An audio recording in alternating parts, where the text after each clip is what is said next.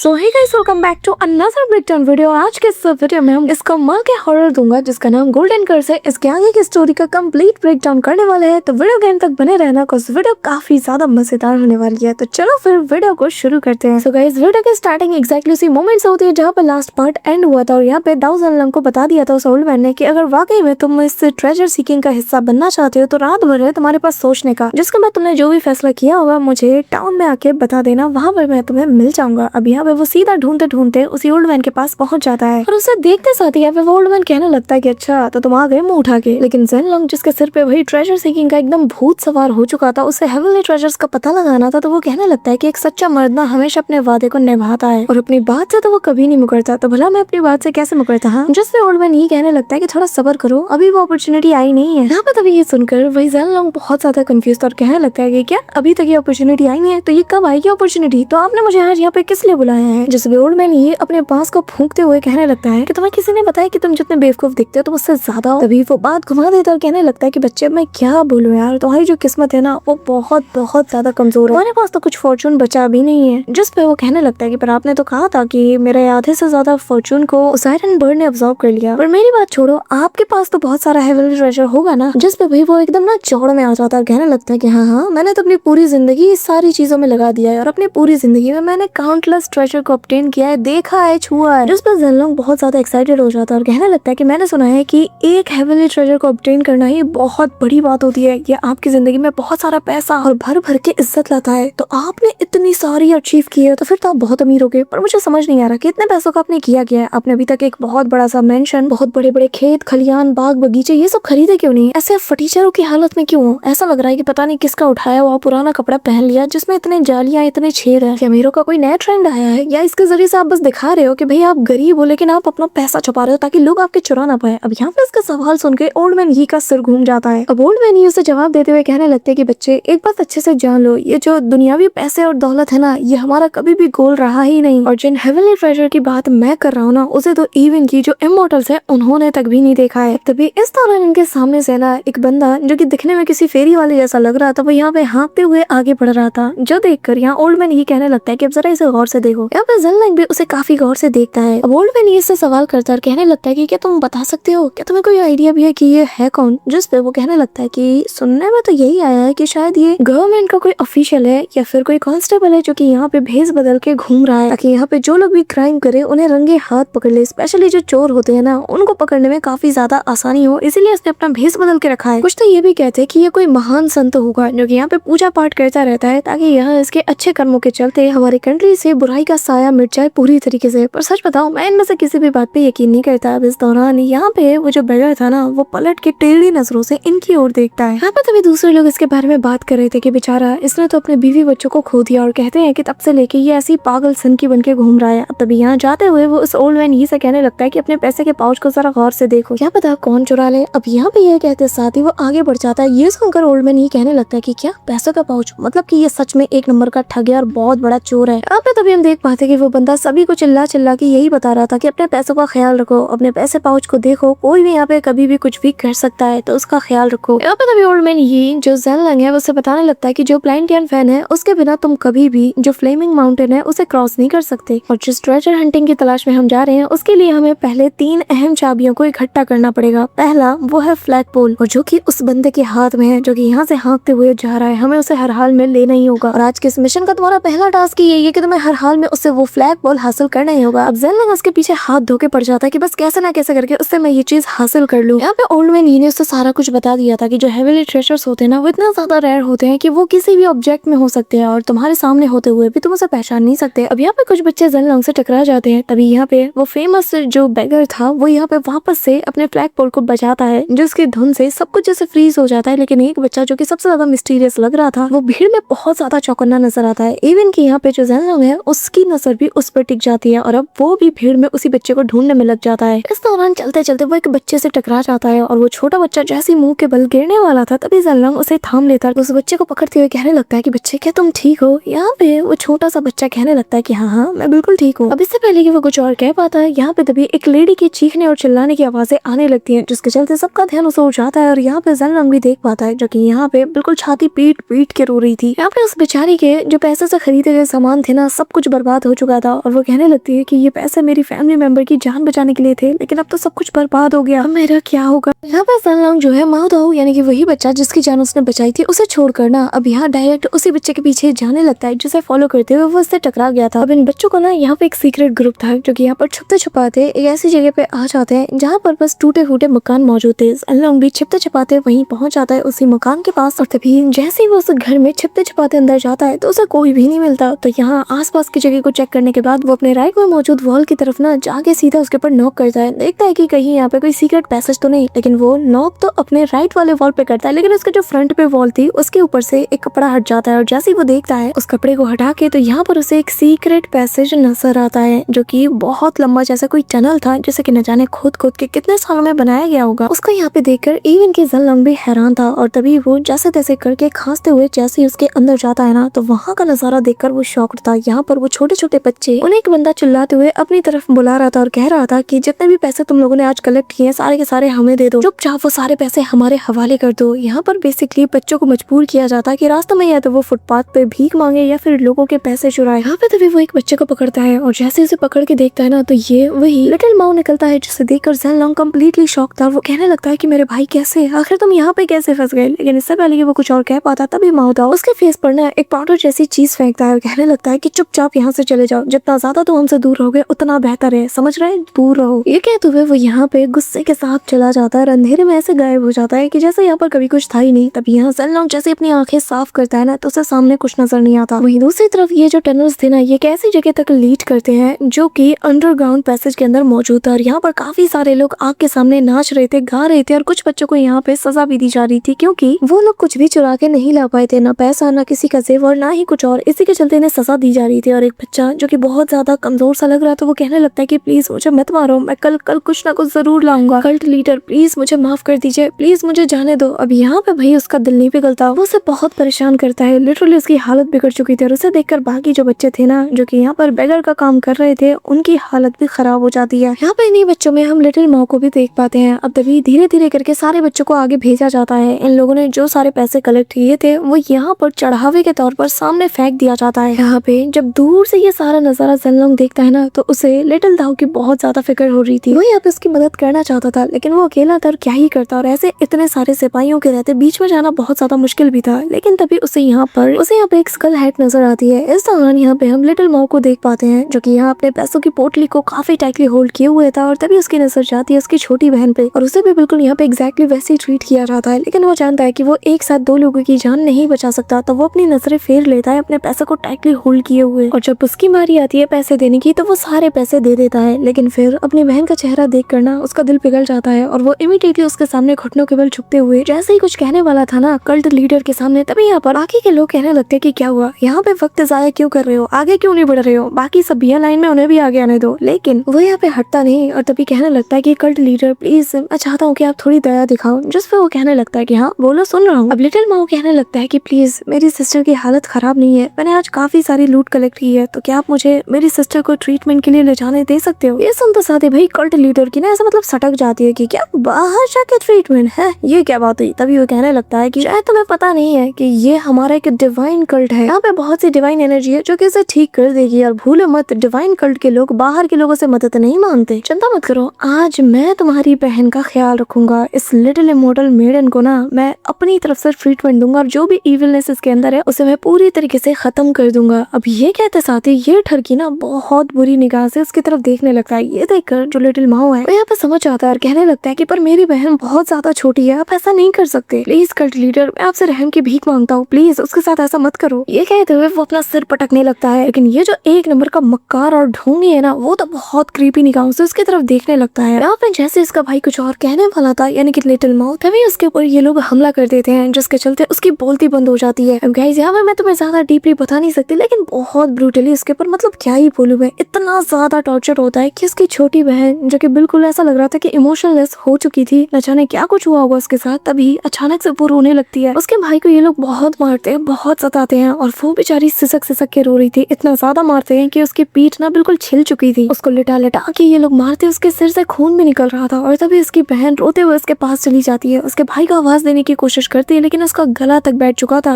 अपनी बहन को इतना बेबस होता हुआ देखकर वो कहने लगता है कि चिंता मत मत करो, मैं ठीक हूँ, ये सब कुछ भी नहीं है। लेकिन बेचारा खून से नहा चुका था। ऐसी सिचुएशन में भी वो बस रहम की भीख ही मांग सकता है। तभी वो वापस से कहता है कि प्लीज कल्ट लीडर, प्लीज मैं आपसे रहम की भीख मांगता हूँ, ऐसा मत कीजिए। लेकिन यहाँ कल्ट लीडर, ये एक नंबर का ढोंगी, इस नीच का मन नहीं भरता। वो चिल्लाते हुए कहता है कि मारो। ये सुनकर बेचारा उस बच्चे का दिल टूट जाता है। तभी ये लोग जैसे ही दोबारा से उस रस्सी को यानी कि कोड़े को उठाने वाले थे ना, सडनली बीच में ज़ेनलोंग आ जाता है और उसे पकड़ लेता है अपने हाथों से और कहने लगता है कि तुम लोगों को शर्म आनी चाहिए, गॉड्स का तुम यहाँ पे डिसरिस्पेक्ट कर रहे हो, हाँ? खुद को भगवान का पुजारी कहते हो लेकिन काम शैतानों जैसे। वाह भाई वाह, आज तुम लोगों को इसकी बराबर सजा मिलेगी कि मैं लॉर्ड लॉन्ग, आज मैं तुम लोगों को मौत के घाट उतार दूंगा, तुम्हारे सारे गुनाहों का बदला लूंगा तुमसे। यहाँ पे तभी वो सारे लोग जो कि मार रहे थे ना, उन्हें लिटा देता है मार के, और तभी सीधा उस बंदे की तरफ यानी कि जो सो कॉल्ड कल्ट मास्टर है ना, उसकी तरफ आंखों में आंखें डाल के देखकर कहने लगता है ये तो वही मास्टरमैन है ना। अब यहाँ पर लॉर्ड लॉन्ग का सुनते साथ ही जो कल्ट मास्टर है वो हंसता है, कहने लगता है कि क्या कुछ ज्यादा ही चढ़ गई है क्या तो जो यहाँ पे तो मरने के लिए आ गया। ये कहते हुए वो उसके सामने आ जाता है और उसकी आंखों में आंखें डाल के कहने लगता है कि एरोगेंट लड़के, मुझे क्या लगता है कि तेरी बकवास को मैं ऐसे ही चुपचाप सुनता रहूंगा। ये कहते हुए जैसे ही वो उसके ऊपर हमला करने चाहता है, ज़ेनलोंग पीछे हट जाता है, पर तब तक वो अपने चाबुक को चला चुका था। लेकिन यहाँ पे हम देख पाते कि वो उसके अटैक से डॉज करते हुए सीधा यहाँ पे जो लिटिल माऊ है उसे पकड़ते साथ ही यहाँ से भागने लगता है। लेकिन यहाँ पे जो कल्ट मास्टर था ना, वो यहाँ पे अपने चाबुक को सीधा उसके ऊपर चला के मारता है, जिसके चलते जैसे ही उसे पड़ती है, ज़ेनलोंग काफी दूर जमीन पे जा गिरता है और उसके हाथ से लिटिल माऊ भी छूट चुका था। अब तभी यहाँ पे वो जो कल्ट मास्टर था वो अपने चाबुक को ना उसके ऊपर बार बार मारता है और कहने लगता है कि हाँ चिल्लाओ, रहम की भीख मांगो क्योंकि तुम लोग इसी लायक हो, चिल्लाओ मेरे सामने, गिड़गिड़ाओ। यहाँ पे ज़ेनलोंग जब मुंह के बल गिरता है तो उसके पास मौजूद वो जो आयरन बर्ड थी वो सीधा गिर जाती है उसके पास से, और तभी वो अपने खून से सने हुए हाथों से ना उसे पकड़ने की कोशिश करता है, जिसके चलते जैसे ही ब्लड का ड्रॉप उसे लगता है तो ये बर्ड तेजी से ब्लड को अब्सॉर्ब करने लगती है। और यहाँ पे कल्ट मास्टर हंसते हुए कहता है कि क्या हुआ, दर्द हो रहा है क्या? ये कहते साथ ही वो अपने हंटर को वापस से इसकी तरफ मारने के लिए बढ़ा देता है। लेकिन सडनली यहाँ पर एक तेज लाइट इमिट होती है जो कि उसके हंटर को रोक लेती है, जिसके चलते इम्पैक्ट इतना खतरनाक था कि वो बंदा काफी दूर जा गिरता है। तभी यहाँ जैसे ही वो लाइट धीरे धीरे कम होती है तो सबकी आंखें खुलती है, और यहाँ पे लिटिल माऊ जैसे ही सामने ये नजारा देखता है तो वो हैरानी के साथ शॉक्ड हो जाता है। और यहाँ ज़ेनलोंग के हाथ में वो बर्ड तेजी से ग्लो कर रहा था 7 कलर्ड लाइट में। अब धीरे धीरे करके जैसे उसके ऊपर नजर पड़ती है कल्ट मास्टर की, तो वो भी कहने लगता है कि आखिर ये है क्या। अब मैदान में आने का मौका ज़ेनलोंग को मिल चुका था और वो इमीडिएटली खड़ा होते साथ ही उस बर्ड को आगे रखता है और कहने लगता है कि जरा इसे अपनी आंखों से देख और बता ये चीज क्या है। अब जैसे इस बर्ड को उसके फेस की तरफ वो पॉइंट करता है ना, उसके अंदर से काफी खतरनाक साउंड वेव्स निकलती है, जिसके चलते उसका दिमाग चकराने लगता है और वो दर्द के मारे चिल्लाते हुए कहता है कि प्लीज रुक जाओ, मैं समझ गया कि असली लॉर्ड लॉन्ग यही है, मैं समझ गया, और तुम्हारे पास काफी इंप्रेसिव स्किल्स भी है और इसीलिए मैं तुमसे बहुत ज्यादा प्रसन्न होता हूँ, और आज जितने भी लूट मुझे मिली है ना, सारी ऑफरिंग्स मैं तुम्हें दे रहा हूँ, बस इतना चाहता हूँ कि यहाँ से तुम चुपचाप चले जाओ, अपनी पावर्स को हटा लो। ये सुनकर यहाँ पे ज़ेनलोंग कहने लगता है कि अपनी बकवास बंद कर, अगर तुझे सच में इससे पनाह चाहिए ना तो चुपचाप सारे बच्चों को रिहा कर दे और जो कुछ भी पैसा है सब कुछ लौटा दे, सब कुछ मुझे चाहिए। ये सुनते साथ ही वो डर जाता है और कहने लगता है कि हाँ बिल्कुल ऐसा ही होगा। और तभी वो सारे बच्चों को चिल्लाते हुए कहता है कि मुंह क्या देख रहे हो, सब के सब यहाँ से दफा हो जाओ, मुझे किसी की जरूरत नहीं है। अब यहाँ पे सारे बच्चे दौड़ते हुए जाने लगते हैं। तभी यहाँ पे लिटिल माऊ अपनी सिस्टर को कंधे पे बिठाकर वैसी कंडीशन में जाने लगता है। अब तभी जिसके बाद ज़ेनलोंग एक आखिरी चीज की डिमांड करता है और कहने लगता है कि वो जो तुम्हारे पीछे वो जो फ्लैग्स है ना, मुझे वो चाहिए। ये सुनकर वो कल्ट मास्टर थोड़ा सा पैनिक कर जाता है और कहने लगता है कि अरे दोस्त, मेरा मतलब महान मास्टर लॉन्ग, जरा बात सुनिए, ये कोई वैसी चीज नहीं है, मामूली चीज है, और जरा देखो इनमें तो जंग तक लग चुका है, ये किसी काम के नहीं है, वर्थलेस है। जिस पे वो कहने लगता है कि अच्छा अगर ऐसी बात है तो फिर मुझे दे दो, मुझे यही वर्थलेस चीज चाहिए। ये सुनकर कल्ट मास्टर के पास कोई ऑप्शन नहीं बचता और वो कहने लगता है कि अच्छा अगर ऐसी बात है ठीक है फिर। और तभी बहुत ही स्वैग के साथ वो उस फ्लैग को बाहर निकालता है और कहने लगता है कि अगर वाकई में तुम्हें यही चाहिए तो यही सही, मैं अपनी हार मानता हूँ। और जिसके बाद वो एक मोमबत्ती को ना अपने लेफ्ट फेस पे दे मारता है, जिसके चलते चारों तरफ आग लग जाती है और वो हंसता है पागलों की तरह बहुत जोर से। चारों तरफ जैसी आग फैल जाती है, अगली पल यहाँ सन्नाटा छा चुका था, तेज अंधेरा और यहाँ पे पिन ड्रॉप साइलेंस था। तभी यहाँ पे ज़ेनलोंग कहने लगता है कि आखिर मैं हूँ कहाँ। यहाँ पर उसे काफी सारे जो कैंडल्स है वो जलते हुए नजर आ रहे थे, और अगले पल यहाँ पे वो जो कल्ट मास्टर था वो क्रीपी से मॉन्स्टर में बदलकर उसके ऊपर हमला कर देता है, जो देखते साथ ही ज़ेनलोंग उल्टे पैर भागने लगता है। यहाँ पे बड़े बड़े ऐसा लग रहा था कि कब्रिस्तान के तख्ते हों जो कि ऑब्स्टिकल बन रही थी उसके रास्ते में, जिनसे बचते हुए वो मन में सोचने लगता है कि आखिर मैं कहाँ फंस गया। तभी वो जो क्रीपी सा मॉन्स्टर है उसका पीछा करते हुए कहता है कि मैंने तुम्हें जीने का एक मौका दिया था लेकिन तुमने मेरी बात नहीं सुनी, अब तुम भुगतो, अब तुम मरने वाले हो। ये कहते हुए वो बहुत बुरी तरीके से उसे दौड़ा देता है। उसके बड़े बड़े दांत ऐसे डरावने लग रहे थे, जिसके चलते वो इमीडिएटली अपने उसे आयरन बर्ड को आगे कर देता है और यहाँ पर उसे प्रेस करते साथ ही अपनी ब्लड का यूज करते हुए उसके पावर को किसी बीम की तरह यूज कर रहा था, जो देखकर वो क्रीपी सा मॉन्स्टर कहता है कि चलो देखते हैं तुम्हारे पास कितना ब्लड बचा है, कि जिसके जरिए से तुम इस इविल चीज को एक्टिवेट कर पाओगे। हाँ देखता हूँ मैं तुम कब तक इस चीज को ऐसे ही मेंटेन करके रहते हो। अब यहाँ पे बार बार पीछे से उसके ऊपर और काफी सारे ऐसे जो कोड़े होते हैं ना उससे हमले भी हो रहे थे, लेकिन वो फिर भी बार बार यहाँ पे रेजिस्ट कर रहा था। तभी ज़ेनलॉन्ग चिल्लाते हुए कहता है कि अगर तुम्हारे अंदर दम है तो सामने अगर मेरा सामना करो ना, यहाँ पीछे शैडो में छुपकर अंधेरे में छुपकर हमला करने का क्या मतलब, तुम्हारे अंदर गट्स ही नहीं। यहाँ पे तभी जैसे ही उसके ऊपर वापस से हमला करने जाता है, सडनली वो झुक जाता है और तभी पीछे से एक रस्सी उसके टांग को पकड़ देती है और उसे यहाँ वहाँ पटकने लगती है। इस दौरान उसके हाथ से वो आयरन बर्ड भी ऑलमोस्ट स्लिप हो चुका था। तभी वो क्रीपी सा मॉन्स्टर कहने लगता है कि सबसे ज्यादा मजा मुझे तब आता है जब मैं तुम्हारे जैसे लोगों को ना ऐसे पिटते हुए देखता हूँ, लाचार, बेबस, मजबूर, जिनके पास कोई ऑप्शन नहीं बस यहाँ पे पिटने के अलावा। इस दौरान यहाँ पे वो वापस से उसे सामने वाली वॉल पे पटक देता है, जिसके चलते यहाँ उसके हाथ से वो जो आयरन बर्ड था वो छूट जाता है। अब तभी यहाँ पे वो जो कल्ट मास्टर था वो एक जायंट स्नेक का शेप लेते हुए उसके पास रेंगते हुए आता है और कहने लगता है कि तुम्हारे जैसे लोगों को धीरे धीरे मरते हुए देखने में बहुत मजा आता है, सच बता रहा हूँ। ये कहते हुए वो यहाँ उसके मास्क को लिक करता है। वहीं दूसरी तरफ यहाँ पे जो चीजा था ना, वो यहाँ पर जो आटे का कंटेनर था जिसमें कुछ बचा कुछ आटा था, उसे देखकर भाई इसके मुंह में पानी आ रहा था। और ज़ेनलॉन्ग की सिस्टर बेचारी यहाँ पे कुरेद के भाई जितना भी आटा निकलता है उस सबको एक जगह पे कलेक्ट करती है और यहाँ जैसे बाउल में से डालती है तो काफी अमाउंट में निकल चुका था। एटलीस्ट आज वर्क एंड का गुजारा हो जाएगा इससे। यहाँ पे जीजा बहुत ज्यादा खुश था, कहने लगता कि अब मैं समझा कि क्यों लोग तुम्हें स्मार्ट वुमेन कहते हैं, तुम बहुत ज्यादा चालाक हो, देखो सरा तुमने कितना आसानी से इसका सोल्यूशन निकाल लिया। अब तभी यहाँ पे वो अपने हेयर पिन को निकाल कर उसे देती है और कहने लगते कि लो इसे रख लो, इसके जरिए से तुम थोड़े मीट भी बाय कर सकते हो। अब ये देखकर जीजा कहने लगता है कि ये क्या कर रही हो तुम, ये तुम्हारे आखिरी जेवर है यहाँ और इसे हम कैसे बेच सकते हैं। जिस पे वो कहने लगती है कि ये तो बस एक ऑब्जेक्ट है जिसे हम कभी भी दोबारा खरीद सकते हैं। कहते हुए वो उसका हाथ पकड़ती है और उसके हाथ में ये रखने लगती है और कहती है वैसे भी ज़ेनलॉन्ग अभी बहुत छोटा है और उसे नरिशमेंट की जरूरत है, इसलिए अच्छा खाना खरीद के हम उसकी मदद कर सकते हैं। वहीं दूसरी तरफ हमारे प्रोटैगनिस्ट की हालत बहुत ज्यादा बिगड़ चुकी थी, इतनी ज्यादा उसे मार पड़ती है कि यहाँ पे वो जो क्रीपी सा मॉन्स्टर है उसका मजाक उड़ाता है। तभी वो अपने हाथ में कट लगाते हुए उस आयरन बर्ड को थोड़ा सा ब्लड देता है, लेकिन इससे काम नहीं बनता और इस दौरान इसके ऊपर दे दनादन चाबुक से हमले होते हैं। बेचारी की बॉडी खून से लथपथ हो चुकी थी, हालत इतनी ज्यादा खराब हो चुकी थी कि इसके पैरों के बल उससे खड़ा तक नहीं हुआ जाता, लेकिन फिर भी वो रेसिस्ट करता रहता है क्योंकि वो जानता है कि घर में कोई है जो उसका इंतजार कर रही है। लेकिन यहाँ पे इससे पहले कि वो कुछ कर पाता ना, तभी यहाँ पे उसके दोनों हाथों को पकड़ के हवा में लटका दिया जाता है और यहाँ पे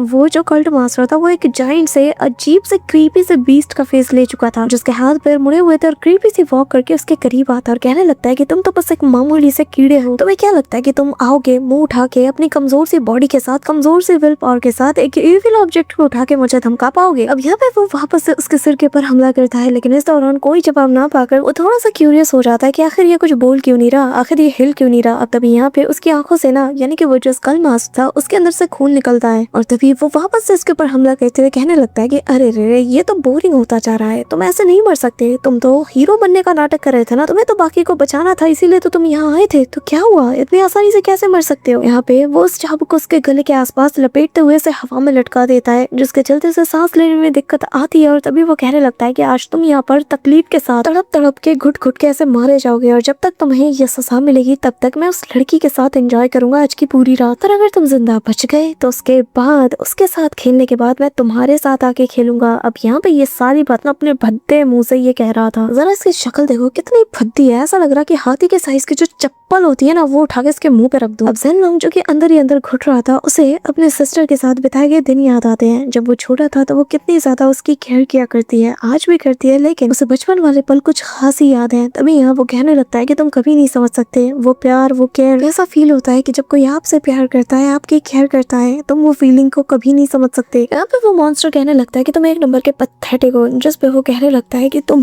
पर तो किसी ने भरोसा भी नहीं किया है, तुम क्या जानो कि जब कोई भरोसा करता है तो वो फीलिंग क्या होती है, सही मायने में तुम हो पैथेटिक। अब ये सुनकर उसे बहुत गुस्सा आ जाता है, जिसके बाद वो सडनली उसके ऊपर हमला कर देता है। लेकिन जैसे वो हमला करता है इस दौरान यहाँ पे ज़ेनलॉन्ग की जो हिडन पावर है वो अनलॉक हो जाती है और उसे सब कुछ स्लो मोशन में दिखाई देता है और उसकी रस्सी को और उसके चाबुक को पकड़ते हुए वो हवा में जंप करता है और मन में कहने लगता है कि आज मैं इन बच्चों को अपने साथ ले जाऊंगा। जिसके बाद वो आसपास काफी तेजी से स्पिन करते हुए सीधा उसके सामने आ जाता है, आते साथ ही उसी के चाबुक से उसके मुंह पे एक जोर का हमला करता है और कहने लगता है कि आज तक तुमने जितने लैशेस से बच्चों पे हमला किया ना ये उसके लिए है। और भाई वो बहुत बुरी तरीके से उसकी मार लगा के रख देता है, ऊपर से लेकर नीचे तक उसे बहुत मारता है। यहाँ पे लिटरली वो उसे मार मार के ना उसकी हड्डी पसली एक कर देता है, इस कदर वो चाबुक से उड़ा के उसे मार रहा था। जिसके चलते यहाँ पे वो जो क्रीपी सा मॉन्स्टर है वो मन में कहने लगता है कि कैसे हो सकता है, मैंने 20 साल से ज्यादा वक्त के लिए कल्टीवेट किया है और मेरे इस डिवाइन आर्ट को मास्टर भी किया है, तो इसके जैसा एक मामूली सा नोस किया मेरी बैंड कैसे बचा सकता है। यहाँ पे लेकिन ज़ेनलॉन्ग भाई उसके मुंह से लेकर हाथ पैर हर एक चीज को ना बहुत बुरी तरीके से बजा रहा था, बजा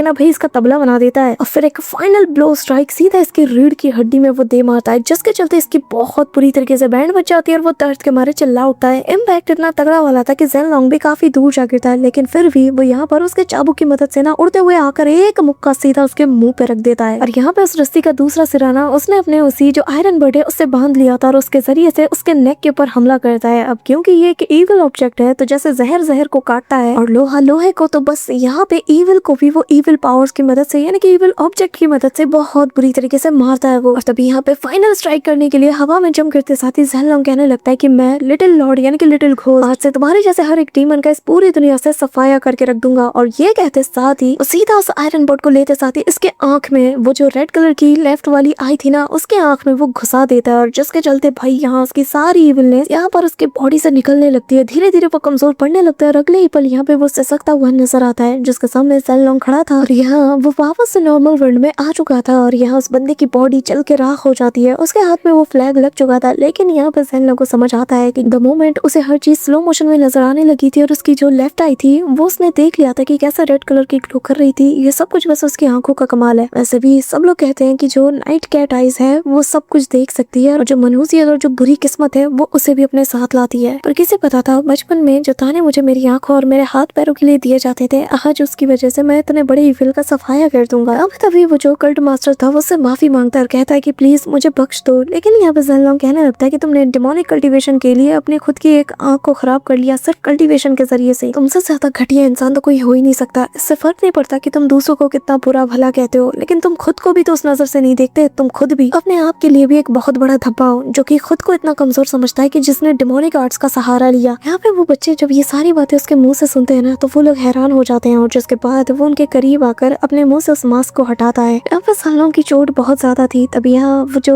लिटिल माउथ था उसके सिर पे हाथ फेरता है। अब यहाँ पे ज़ेन लॉन्ग का फेस देखकर उसे याद आ जाता है कि तो वही है। वो बहुत ज्यादा खुश हो जाता है और तभी यहाँ सभी से बताने लगता है कि आज से हम आजाद हैं, हमें अब इनके जुल्म नहीं सहने होंगे और ना ही किसी से भीख मांगनी पड़ेगी, ना ही हमें किसी से पैसे चुराने पड़ेंगे, हम आजाद हैं। ये सुनकर सारे बच्चे खुशी के मारे झूम उठते हैं। अब यहाँ पे हम देख पाते हैं कि शाम का वक्त हो चुका है और टाउन के अंदर जो लिटिल माउथ था वो पैसे जाकर सीधा उसी लेडी को लौटा देता है जो कि यहाँ पे अभी भी सड़क के किनारे बैठ के रो रही थी कि हाय वो मेरे पैसे थे मेरे घर के किसी फैमिली मेंबर की जान बचाने के लिए, अब क्या होगा मेरा। यहाँ पे लिटिल माउस के पास जाकर बैठ जाता है और कहने लगता है कि आंटी जरा देखो ये पैसा तो यही है, आपने शायद इसे यहीं पे गिरा दिया तो आपको दिखा नहीं। यहाँ पे जैसे वो लेडी देखती है ना कि उसकी अब तक की जमा पूंजी उसके आंखों के सामने सही सलामत है तो वो इमीडिएटली से अपने पास रख लेती है और कहने लगती है कि ये तो मेरी लाइफ सेविंग मनी है, जाने वो कौन सा भला आदमी होगा जिसने कि मेरे लिए इसे ढूंढा। अब तभी यहाँ पर बाकी सारे लोगों को भी इनकी खोई हुई चीज मिल जाती है। किसी का सुबह खोया हुआ उसका ब्रेसलेट, किसी का चांदी का प्याला, सबको सब कुछ मिलने लगता है। यहाँ पे सभी लोग जब अपनी अपनी चीज पाते हैं ना बहुत ज्यादा खुश हो जाते हैं। तभी वो लेडी झूमते हुए कहने लगती है कि सच में गॉड ऑफ वेल्थ ने हमारी सुन ली, हमारी मदद कर ही थी उन्होंने। यहाँ पे सभी लोग ना ज़ेन लॉन्ग को देख रहे थे जो कि सबकी चीजें लौटाने के बाद जाने लगता है। यहाँ पे वो सीधा जाता है और जाते साथ ही ओल्ड मैन ही के पास बैठ जाता है जो कि उसे देखकर कहने लगता है कि क्या हुआ बच्चे, वापस से तुम ट्रेजर की तलाश में आए हो या फिर तुम यहाँ पर किसी चोर उचक्के को पकड़ने के लिए आए हो। लेकिन यहाँ पर ज़ेन लॉन्ग की हालत भाई बहुत ज्यादा बिगड़ चुकी थी, लेकिन वो फिर भी खुद को जैसे तैसे मैनेज करते हुए कहने लगता है कि बुढ़ाऊ ज्यादा मत बोलो, देखो मेरे हाथ में क्या है। और तभी वो उस फ्लैग को बाहर निकालता है और कहने लगता है कि देखो उन 3 आइटम में से एक तो मुझे मिल गया, पर मुझे समझ नहीं आ रहा कि ये जो टूटा फूटा कपड़े से बना हुआ ये जो फ्लैग है भला ये हमारे किस काम आएगा। जिस पे ओल्ड मैन कहने लगता है कि देखो लड़के मैंने तुम्हें पहले ही बताया कि अभी सही वक्त नहीं आया है और वैसे भी जब तक सही वक्त नहीं आता इन सब चीजों का होने का कोई फायदा नहीं है और हमें सारी चीजों की जरूरत पड़ेगी, एक से कुछ नहीं होने वाला। जिसपे वो कहने लगता है कि मुझे बेवकूफ मत बनाओ, वो जो बैगर था ना जिसकी ईविल आइज थी मैंने अच्छे से देखा कि वो यहाँ पर बस थीफ कैचर बन के यूं ही नहीं घूम रहा, उसके पीछे कोई ना कोई वजह तो जरूर होगी। जिसमें वो ओल्ड मैन कहने लगता है कि ठीक है फिर अब मैं तुम्हें असली बात बता रहा हूँ कि ये सारे लोग भी यहाँ पर उसी सही मौके के तलाश में है, उस ट्रेजर की तलाश में जो कि बहुत जल्द अपीयर होने वाला है, उस ट्रेजर की तलाश में जो कि उस एंशिएंट सिटी में अपीयर होने वाली है। वो एंशिएंट सिटी जो कि हर 30 साल में एक बार अपीयर होता है हमारे सामने और इस गेट को ओपन रखने के लिए ना तुम्हें उन तीनों ट्रेजर्स की जरूरत पड़ेगी, वरना आने और जाने का रास्ता कभी भी किसी भी पल क्लोज हो सकता है अगर उनमें से कोई एक ऑब्जेक्ट मिस रहा। और अगर तुम मैनेज कर गए वहाँ पे अंदर जाने में तो जो तुम्हारे पास वो जो आयरन बर्ड है ना उसके जरिए से तुम किसी एक हेवनली ट्रेजर का सौदा कर सकते हो। जिसके बाद वो जेनलॉन्ग को एग्जैक्टली उसी लोकेशन में भेजता है जहाँ पर वो उसे भेजना चाहता था। वो बताता है कि रात के अंधेरे में तुम्हें टाउन के वेस्ट में जो फ्यूनरल शॉप है ना, जो कि यहाँ पे ग्रेव के काफी अच्छे सामान को बेचता है और हर दिन उसकी सेल पहले से ज्यादा बढ़ती जाती है और तुम्हें ठीक ठाक सामान वहाँ पे मिल जाएगा। तुम्हें बस वहाँ जाना है और जाके इंतजार करना है, क्योंकि ये जो फ्यूनरल शॉप है दिन के टाइम में ये फ्यूनरल के सारा सामान बेचता है, लेकिन रात के अंधेरे में ये दूसरों के ग्रेव्स में जाकर वहाँ पे खुदाई करता है और जितने भी जरूरी सामान होते हैं उन्हें निकाल लेता है। तुम्हें बस जाकर उसका जो ट्रंक है उसके नीचे जो स्टैक ऑफ जॉस पेपर है ना, उन सबको बाहर निकाल के लाना है। यहाँ पे जेनलॉन्ग कहने लगता है कि पूरी जिंदगी गरीबी में जीने से अच्छा मैं आधी लग्जूरियस जिंदगी जीऊं। जब तक मैं मेरी सीनियर सिस्टर को एक अच्छी जिंदगी दे पा रहा हूँ उसके लिए मैं कुछ भी कर सकता हूँ। ये कहते हुए वो जैसे ही एक कदम आगे बढ़ाता है, भाई अंदर से इतना डरावना और खतरनाक सी जो ऑरा उसे फील होती है ना, उसका पैर वहीं फ्रीज हो जाता है और एक पल के लिए हमें दिखाया जाता है कि यहाँ पर काफी सारे स्टैचूज जो कि जैसे इसी के इंतजार में बैठे हुए हैं, वो एक पल के लिए बाहर की ओर झांकते हैं और यहाँ पे उसे जैसे ही विजन नजर आता है वो दूर हट जाता है। बट सडनली एक हवा का तेज झोंका और सक्शन फोर्स दोनों मिलकर उसे अंदर की ओर खींच लेते हैं और ऐसा लगता है कि जैसे यहाँ पे कुछ हुआ ही नहीं था और इसी के साथ गेट क्लोज हो जाता है। और गाइस इसी सीन के साथ हमारा आज का ये ब्रेकडाउन वीडियो यहीं पे एंड होता है और नेक्स्ट ब्रेकडाउन वीडियो में पता चलेगा कि आखिर जेनलॉन्ग के साथ उस फ्यूनरल शॉप के अंदर क्या होता है, क्योंकि अंदर काफी सारे इविल स्पिरिट्स उसके इंतजार में बैठे हुए हैं और ये लोग किस मकसद से आए हैं ये सारी बातें तुम्हें अगले वीडियो में पता चलेगा। सो गाइस अगर तुम वीडियो को यहाँ तक देख रहे हो, मेक श्योर कि तुम वीडियो को लाइक करके चैनल को सब्सक्राइब जरूर कर रहे हो। तो मिलता हूँ मैं तुमसे नेक्स्ट ब्रेकडाउन वीडियो के साथ, तब तक के लिए बाय।